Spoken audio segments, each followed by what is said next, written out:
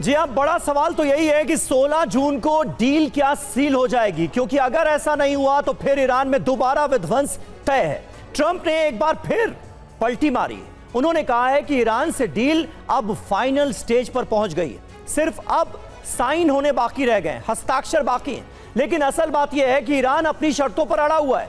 Iran ने साफ कर दिया है कि न्यूक्लियर प्रोग्राम और मिसाइल क्षमता पर कोई समझौता नहीं हो सकता। तो इजराइल ने ईरान के न्यूक्लियर प्रोग्राम और मिसाइल क्षमता को सबसे बड़ा खतरा बता दिया है। यानी युद्ध तो अभी बाकी है।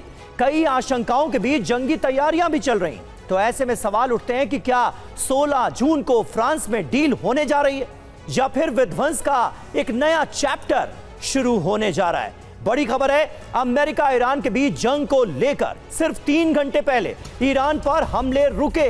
हमले के लिए पूरी तैयारी हो गई थी, अमेरिकी सेना तैयार थी। ट्रंप के आदेश के बाद हमले होने ही वाले थे, लेकिन राष्ट्रपति ट्रंप ने आखिरी वक्त में हमले रोके। एनबीसी की ये ताजा रिपोर्ट सामने आई है जिसमें ये बड़ा दावा किया गया है।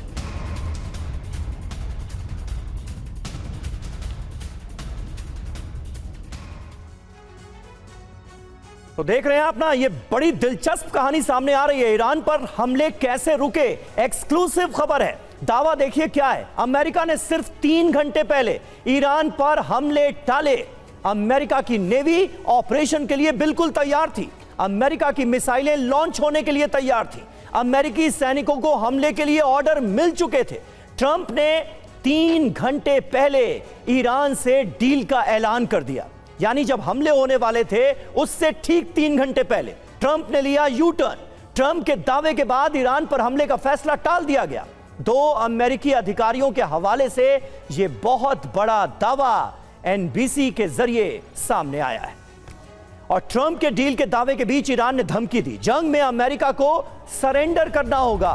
ट्रंप के पास 2 से ज्यादा रास्ते नहीं हैं, यह कहा गया है ईरान की तरफ से।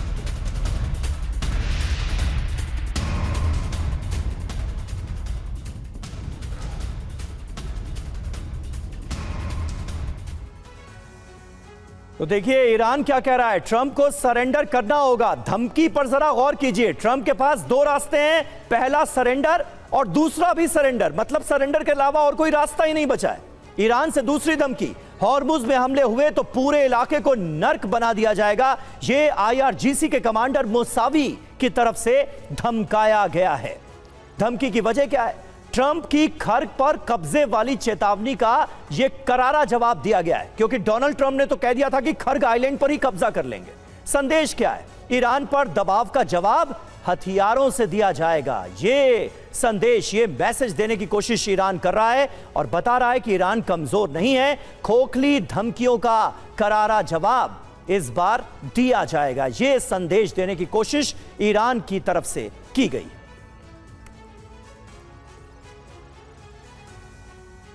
तो जब बंद कमरों में कूटनीति के डायलॉग की जगह डेडलाइन ले ले तो समझ जाइए कि जंग टेबल से निकलकर ट्रिगर पर आ चुकी है। गुरुवार की रात अमेरिका की बमबारी सिर्फ ईरान के सैन्य ठिकानों पर नहीं, बल्कि उसकी उस जिद पर है जो हॉर्मुज में अमेरिका की बादशाहत को चुनौती दे रही है। पीट हेग्सेथ की चेतावनी और 49 टोमाहॉक मिसाइलों का यह प्रहार महज एक मिलिट्री एक्शन नहीं, बल्कि अरब देशों को अमेरिकी ताकत की गारंटी देने का एक कूटनीतिक हथियार है। अगर अभी भी ईरान नहीं झुका तो अमेरिका परमाणु विकल्प की तरफ जा सकता है। Tehran, Bandar Abbas, Kharg, Hormuz, Qeshm, Sirik, Minab, Bushehr, Mashhad, इन इलाकों पर पिछले 2 दिन से बम बरसाए जा रहे हैं। पिछली रात भी अमेरिका ने ईरान को दहला दिया। हालांकि इस बार ईरान तैयार था। ईरान को घुटनों पर लाने के लिए अमेरिका ने 49 टोमाहॉक मिसाइल से हमले किए, 10 फाइटर जेट से बमबारी की, जबकि 2 दर्जन से ज्यादा कामिकाज़े ड्रोन को अटैक के लिए भेजा। कि बमबारी जल्द ही बंद हो जाएगी, लेकिन वो एग्रीमेंट पर साइन नहीं करते हैं तो हम उन पर बम गिरा देंगे। और आइए अब आपको दिखाते हैं ट्रंप का नया परमाणु ब्लूप्रिंट, जिससे ईरान में तबाही मचाई जा सकती है। अगर ईरान की राजधानी तेहरान पर परमाणु हमला हुआ तो विनाश के पहले स्तर में संपूर्ण विनाश होगा। इस स्तर को फायर बॉल ब्लास्ट भी कहते हैं। ये 0.5 से 1 किलोमीटर तक होगा। इसमें 1 से 1.5 लाख लोगों की तुरंत मौत हो सकती है। विनाश के दूसरे स्तर को थर्मल रेडिएशन ब्लास्ट कहा जाता है, जो कि भारी तबाही क्षेत्र होता है। इसका दायरा 1 से 3 किलोमीटर तक होता है। इसमें 3 से 6 लाख लोगों की मौत की आशंका है। विनाश के तीसरे स्तर को रेडियोधर्मी फॉलआउट कहते हैं। यह जहरीली हवा का क्षेत्र होता है जो 8 से 10 किलोमीटर तक फैल सकता है।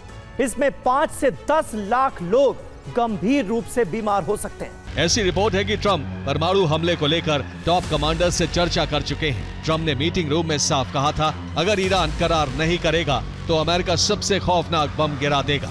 इसके लिए ट्रंप ने न्यूक्लियर बम का भी जिक्र किया था, जिससे ईरान के अहम ठिकानों के अलावा मिसाइल सिटी को टारगेट किया जा सके। जी हां, हताशा तो सीधे सीधे अमेरिका के रुख में नजर आ रही है। ट्रंप का ईरान को फाइनल अल्टीमेटम है, अब सरेंडर या मातम, और इसका ट्रेलर बीती रात अमेरिका दिखा चुका है। आधी रात को अमेरिका ने सबसे पहले ईरान के सैन्य ठिकानों पर हमला किया, उसके बाद न्यूक्लियर रिएक्टर को टारगेट किया गया, फिर मिसाइल सिटी पर बॉम्ब गिराए गए, उससे आगे ड्रोन प्रोडक्शन सेंटर तबाह किए गए, जबकि पोर्ट सिटी पर भी मिसाइलें गिरा दी गई। ऑयल टर्मिनल पर बड़े हमले किए गए, हॉर्मुज में मौजूद द्वीप को भी टारगेट किया गया। सिप्री के मुताबिक अमेरिका के पास कुल 5177 परमाणु वॉरहेड्स हैं। इन्हें 3 अलग अलग कैटेगरी में रखा गया है। अभी डिप्लॉयड वॉरहेड की संख्या 1770 है, जिन्हें मिसाइलों से तुरंत दागा जा सकता है, जबकि रिजर्व स्टॉक पाइल में 1930 वॉरहेड हैं, जो हथियार गोदामों में सुरक्षित रखे गए हैं। इसके अलावा रिटायर्ड हथियार 1477 हैं। ये वो पुराने हथियार हैं जिन्हें नष्ट किया जा सकता है।